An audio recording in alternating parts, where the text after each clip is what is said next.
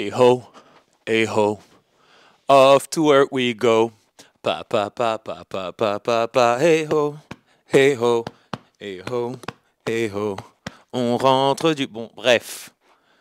On parle de Blanche-Neige. Yo les gens, j'espère que vous allez bien, j'espère que vous êtes confortablement installés dans le bien-être de vous-même parce que c'est important. Moi c'est Terry, LTAM. LTAM ça veut dire Let's Talk About Movies. Et aujourd'hui on va parler de films, en particulier d'un Blanche-Neige. J'ai vu le film hier soir, j'ai pris des notes, la caméra est loin, donc si je perds le focus, je le verrai qu'au montage.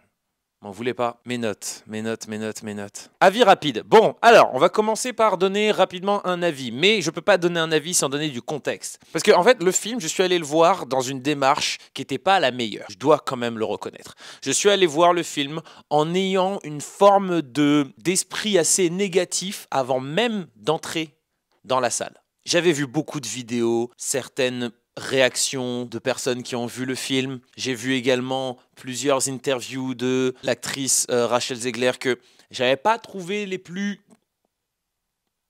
réfléchies. Donc quand je vais voir le film, je m'attends à ne pas l'aimer. Pour être honnête, je suis allé voir le film en me disant « Oh, ça va être dur, mais vas-y, let's go, faut le regarder, c'est important pour la culture. » Enfin, pour la culture et surtout pour se faire un avis. C'est toujours important de voir un film avant de faire partie de ceux qui l'aiment ou qui ne l'aiment pas. Plutôt que de juste me baser sur le discours de plusieurs personnes qui sont un plus influencées, bah, je me dis regarde le film, fais ton avis et parle-en. Et comme ça, s'il y a des gens qui sont intéressés, dites-moi ce que vous en avez pensé. Mais venez, on reste chill. Moi, il y a eu un moment, j'ai juste fait une story hier en disant ouais, j'ai vu le film, faut qu'on en parle. Et il y a quelqu'un qui direct m'envoie un message en mode ouais, il est éclaté, dis la vérité. Et je dis bon alors, wow, genre chill. Je travaille pas pour what, mais bref. Et du coup, je lui pose la question, je dis mais t'as vu le film? Et il me répond non. Alors comment tu sais qu'il est éclaté? Bah parce que tout le monde le dit. Bizarre comme façon de réfléchir. Renseigne-toi, pose des questions, essaie de vraiment voir. Non?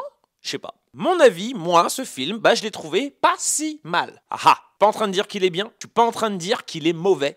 Il est pas si mal. Mais du coup, quand on dit pas si mal, c'est que peut-être il est mal. Mauvais. Et en réalité, j'ai l'impression que les deux premiers tiers du film sont très bons. Le dernier est plus compliqué.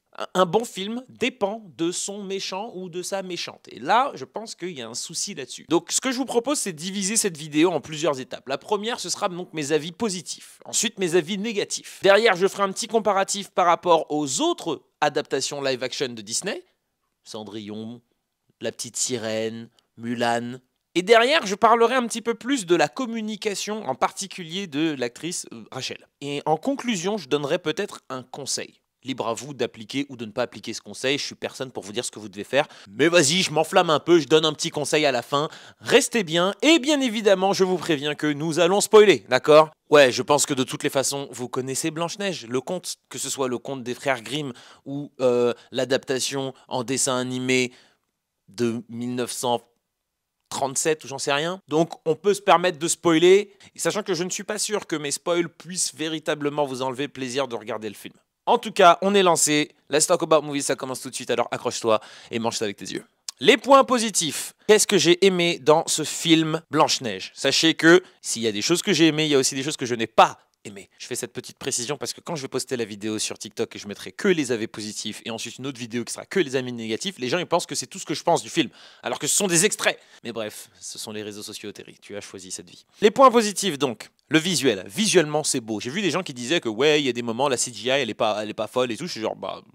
pas selon moi. J'ai regardé ça dans un super bel écran, IMAX, tout ça. Bah franchement, j'ai vraiment bien kiffé. Et j'en ai profité parce que c'était le printemps du cinéma quand j'ai pris ma place. Du coup, je l'ai eu pour 5 euros. C'est toujours sympathique d'aller voir un film pour 5 euros. J'avais l'impression d'avoir moins de 26 ans. Et je sais plus si elle existe encore, mais il y avait la possibilité, quand tu avais moins de 26 ans, au cinéma UGC, de pouvoir payer uniquement 4,60 €, je crois, ta place de Cinoche.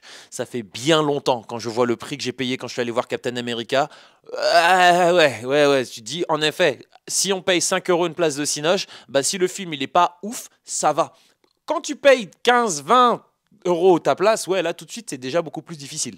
Là, tu vois, on y est allé à 2, 10 €, quelques petits snacks. Bah, la soirée, elle est déjà un petit peu plus encourageante à passer un bon moment. Quand tu te dis que tout de suite, t'as raqué 50 balles pour une petite soirée juste où tu vas voir un film, ça fait mal. Je digresse et je digresse. Terry revient sur le sujet. Le visuel, donc moi, je l'ai trouvé très bon. J'ai aimé à la fois les designs, j'ai aimé les décors, j'ai aimé les costumes, j'ai aimé tout ce qui est de l'ordre de ce que je vois j'aime. Les musiques maintenant, elles étaient vraiment trop bien. Que ce soit les musiques qu'on connaît, que les musiques qu'on ne connaissait pas. Je les ai toutes aimées, je parle vraiment musicalement parlant. Il y a peut-être des choses qui m'ont déplu dans certaines musiques, enfin qui m'ont déplu, mais c'était pas la musique, c'était plus la mise en scène. Tu vois, parce que il y avait des trucs où j'étais genre ah ouais là j'aime moins. Tu vois, par exemple la chanson de Gal Gadot quand elle interprète Méchante Reine là, elle a une chanson qui revient 2 fois, ou en tout cas le thème de cette chanson revient 2 fois. J'ai trouvé la chanson très très cool. Mais la mise en scène, j'ai trouvé ça ultra cuté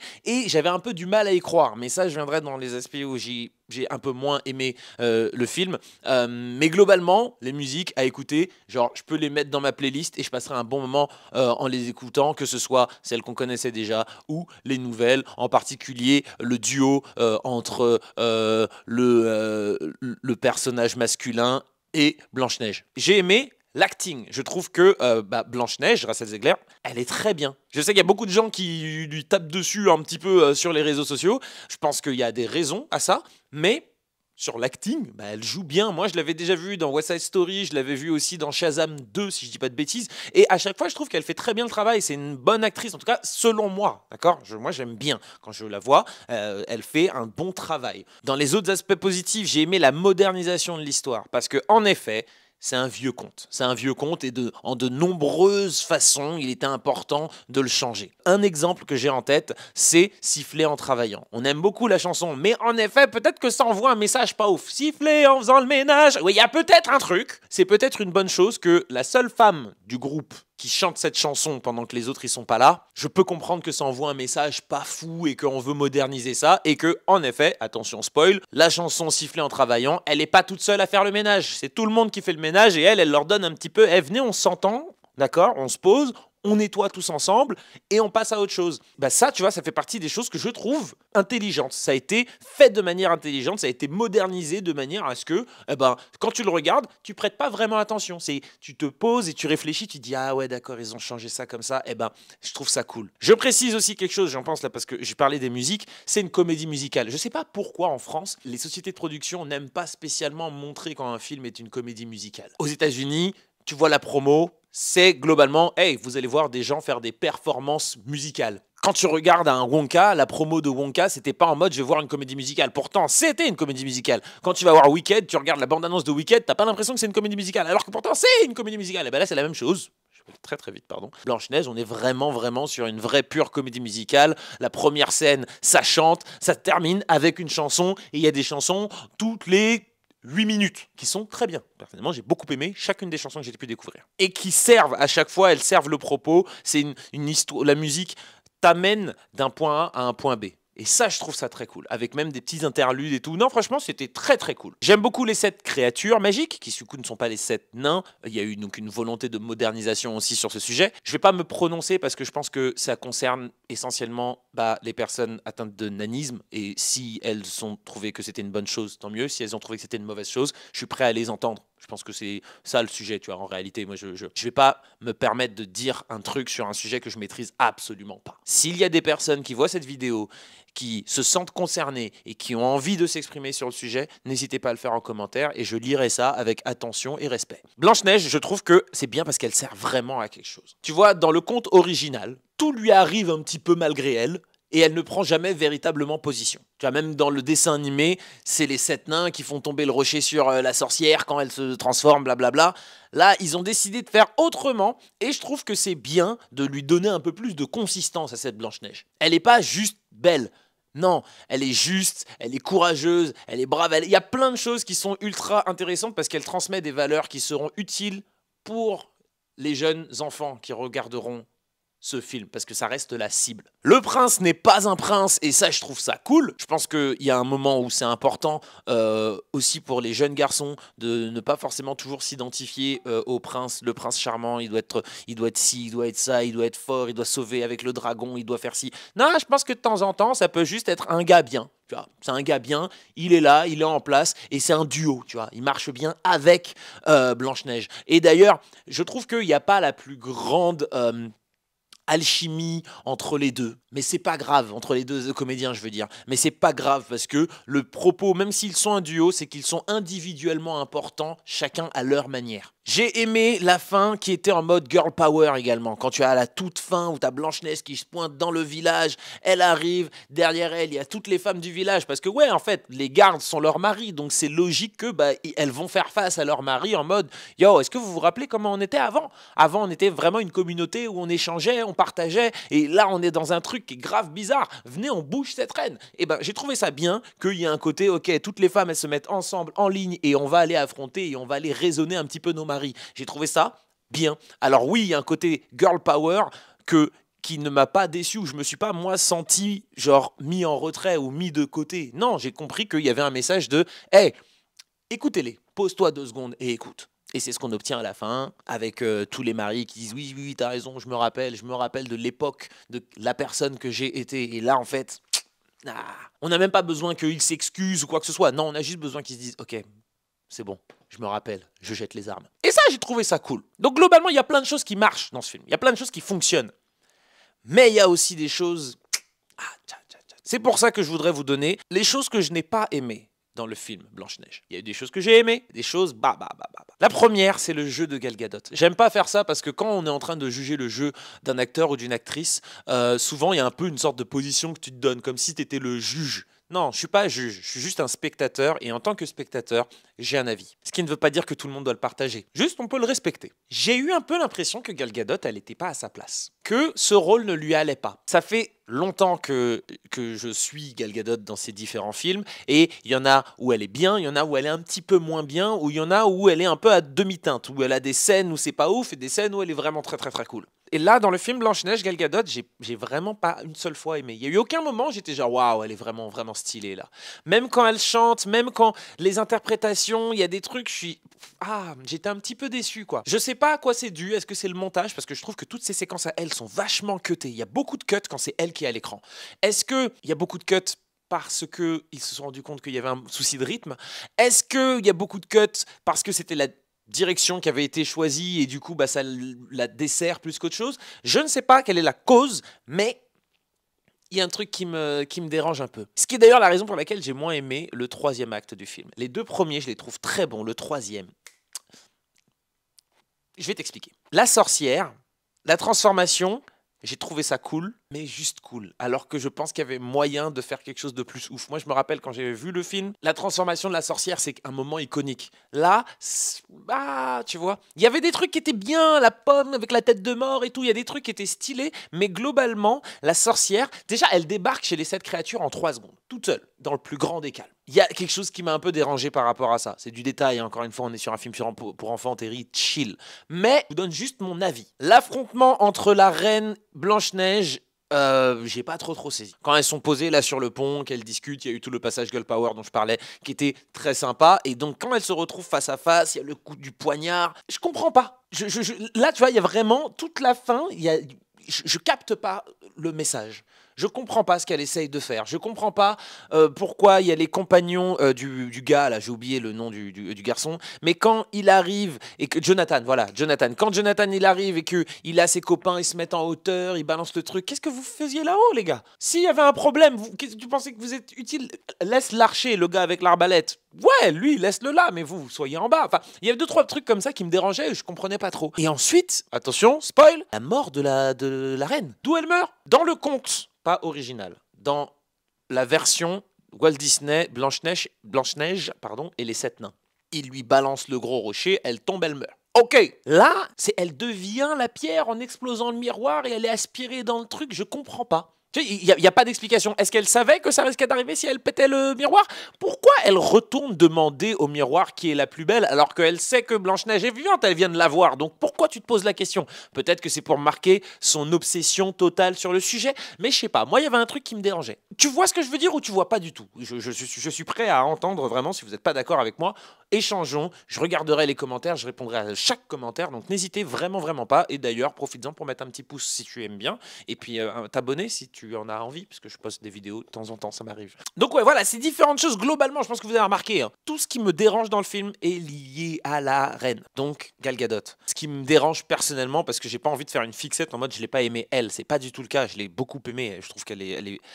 Non, je l'ai pas aimé. Ah. Vous voyez que ça me saoule, hein. J'aime pas être négatif parce que je trouve que la négativité apporte de la négativité. Donc il faut rester positif dans la vie, même quand le monde est négatif autour de toi. Il y avait des trucs qui m'ont un peu déplu, mais qui, avec le recul, tu vois, sur le moment, j'étais en train de dire, oh, il y a des moments, ils sont un peu kitsch. Et après, avec le recul, je suis genre, ouais, mais ça fait le charme de ce film. Il est pas si mal, mais aussi une des raisons pour lesquelles je l'ai aimé, c'est juste que je voulais passer un bon moment. Je vais regarder un film Disney. Je veux un film qui me fait rêver, avec qui me fait bouger la tête quand il y a une musique que j'aime bien, qui me met la petite larme à l'œil. Moi, le passage de Simplet, là, petite larme à l'œil, hein. Il dit, ouais, attention, spoil. Il y a Simplet qui parle.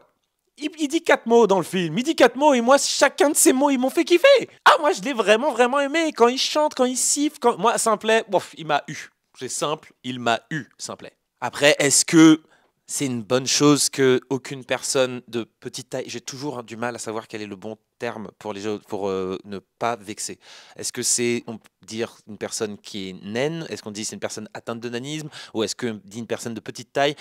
En tout cas, vous voyez de qui je veux parler. Est-ce que c'est une bonne ou une mauvaise chose qu'ils aient pris finalement des comédiens qui ne sont pas nains, qui ne sont pas atteints de nanisme, ou est-ce que c'est une mauvaise chose? Vu que ce sont des créatures à la fin, est-ce que ça aurait pas été une bonne chose d'engager finalement 7 personnes de petite taille qui pourraient incarner les créatures, qui du coup, il n'y a pas de question et on ne dérange pas, surtout par rapport au fait qu'ils vivent dans des grottes, etc. Je sais que Peter Dinklage avait fait des déclarations là-dessus, et ça avait un petit peu fait une énième polémique sur ce film, au point où tu te demandes s'il fallait le faire. Il y avait tellement de polémiques autour du film que tu te dis, mais pourquoi le faire en fait? Il y a plein d'autres comptes stylés à prendre, hein. C'est pas moi qui fais, hein. C'est pas moi qui ai l'argent. Mais d'ailleurs, parmi donc, ces autres comptes, tu vois, il y a eu Mulan, La Petite Sirène, il y a eu Cendrillon. En comparaison, bah, je trouve que il est au même niveau. J'avais bien aimé Cendrillon, sans plus, je l'ai trouvé cool. Mulan, c'était cool, sans plus. Déçu de pas avoir Mouchou dans le film Mulan, mais j'avais trouvé ça quand même cool. La Petite Sirène, j'ai trouvé ça cool également. J'ai bounce ma tête quand les sons étaient cool. Petite vibe caribéenne parfois.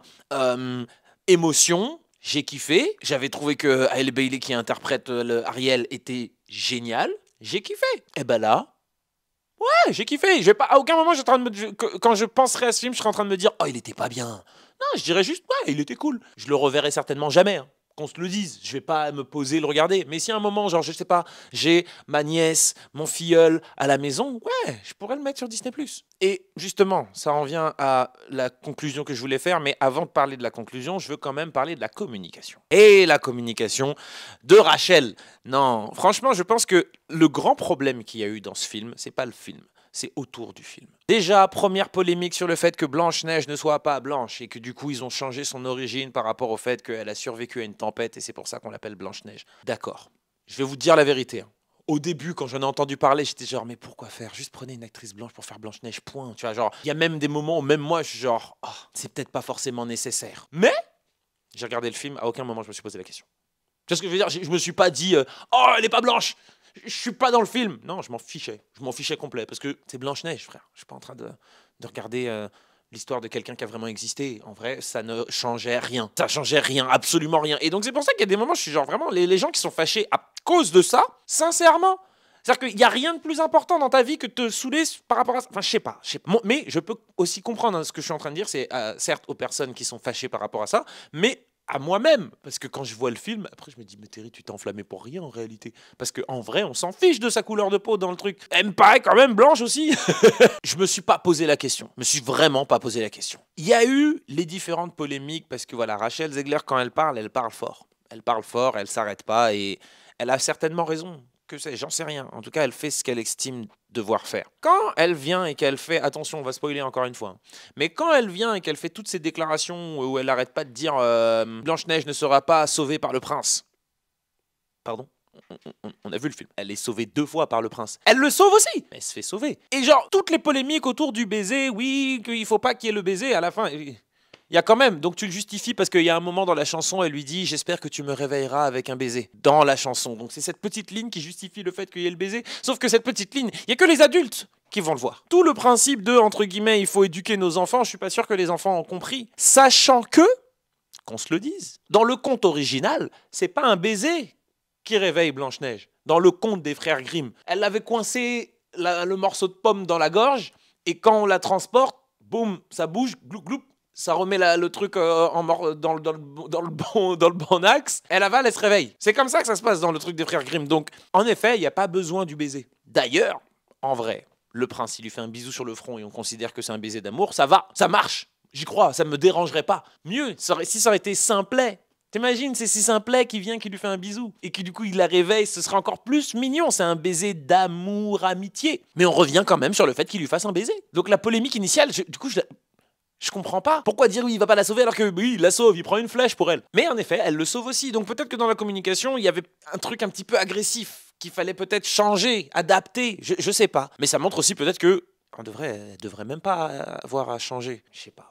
Tant je trouve qu'en effet, il était important de moderniser le conte. Il était important de le moderniser, de lui donner une autre dimension, et ils ont réussi à le faire. Ils ont réussi. Mais à côté de ça, tu vois, toute la question sur elle ne va pas rêver d'amour, elle va rêver d'être le leader qu'elle doit être. Ça, c'est ce que Rachel Zegler disait quand elle était, je crois, sur le tapis de la D23. La manière dont elle en parle et quand tu vois toutes les différentes déclarations qui ont pu être faites et les différentes polémiques autour de ce film, tu te dis ouais, peut-être que c'était pas nécessaire en réalité quand tu vois le film qui est tout ce qu'il y a de plus classique avec une pointe de modernité. Mais je pense que peut-être dans le discours, juste dire on reprend les éléments importants du conte, mais on va apporter quelques modifications, la rendre peut-être plus forte, la rendre plus intéressée par son peuple que par l'amour, bien que l'amour ait une part importante dans sa vie. Je pense qu'il y avait peut-être une manière de montrer les choses qui était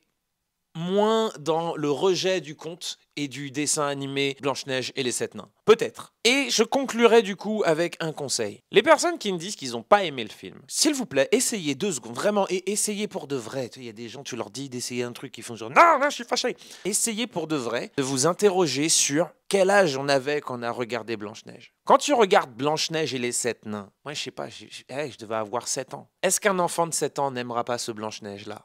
Ou est-ce qu'un enfant de 7 ans va s'interroger et se dire parce que ça touche à nos classiques. Il y a des gens qui disent ouais mais on touche à mes classiques. Ouais mais en fait c'est peut-être pas forcément pour toi là c'est pour tes enfants. Est-ce que tes enfants vont devenir de mauvaises personnes en regardant ce film là? Est-ce que tes enfants vont avoir une image intéressante de la femme en regardant ce film-là? Si tu compares les 2 secondes, moi, juste l'histoire de siffler en travaillant, je pense que ça change beaucoup de choses. C'est mon avis, encore une fois, on a le droit de pas être d'accord. Moi, je trouve qu'en effet, siffler en travaillant, c'est pas Blanche-Neige toute seule qui est en train de faire le ménage avec les oiseaux en chantant, mais qu'elle montre aux gars en mode venez les gars, on fait le ménage tous ensemble. Et on s'entend bien. C'est pas une question que la maison soit sale, non, c'est une question qu'il faut qu'on s'entende. Venez, on arrête de se taper dessus. Et on en profite en faisant le ménage et on fait une collaboration pour rendre ça positif. Ce message-là, pour moi, il est bien plus important que siffler en travaillant, où elle est en train de faire le ménage et elle est toute contente et elle est censée, entre guillemets, s'accomplir en faisant le ménage pour ses hôtes. Moi, je pense qu'il y a un message qui est ultra cool là-dedans. En effet, c'est cool qu'elle décide d'être le leader et que ce soit elle qui affronte, qui tienne tête à la reine et qui fasse changer d'avis tous les soldats. Tu vois, je trouve qu'il y a un message qui est cool. J'ai pas de fille, j'ai pas d'enfant. Je suis tonton, j'ai des neveux, des nièces, filleuls. Et moi, je pense que je serais content de montrer ce Blanche-Neige-là aux enfants. Je serais content de montrer la petite sirène live action plutôt que le dessin animé. On a le droit de pas être d'accord. Je pense sincèrement qu'un enfant kifferait et que les personnes qui n'aiment pas ce film se posent 2 secondes en se demandant ok, qui est la cible? Et la cible sont les enfants. Les enfants, venez pas me dire oui, attends, moi mon préado, il était en train de me dire que les enfants. Les gosses, quand ils vont regarder ce film-là, est-ce qu'ils vont pas juste passer un bon moment et qui trouver que Simplet est trop mignon et qu'ils vont trouver que la reine, elle était vraiment, vraiment très méchante et quand elle se transforme, elle est absolument terrifiante? Parce que moi, c'est exactement ce que j'ai ressenti quand j'étais gosse. Quand j'étais gosse, Simplet, il me faisait trop rire. La reine, elle était méchante et quand elle se transforme, elle me faisait peur. Et j'étais content que les 7 nains, ils arrivent et que je les trouvais trop stylés quand ils se mettent à chevaucher tous les animaux de la forêt pour aller la sauver. Voilà, moi, c'est les souvenirs que j'ai quand je regarde ce film parce que je suis un gosse qui le regarde. Eh ben, Est-ce que ce sera si différent pour un enfant? En tout cas, c'est un film qui déchaîne les passions, c'est un film qui crée de la réflexion, et dans ce sens, bah, c'est un film qui est réussi, parce qu'un film qui te fait pas réagir, c'est un film dont tu t'en fiches. Voilà en tout cas mon avis là-dessus, j'espère que vous avez passé un bon moment au moins en regardant cette vidéo.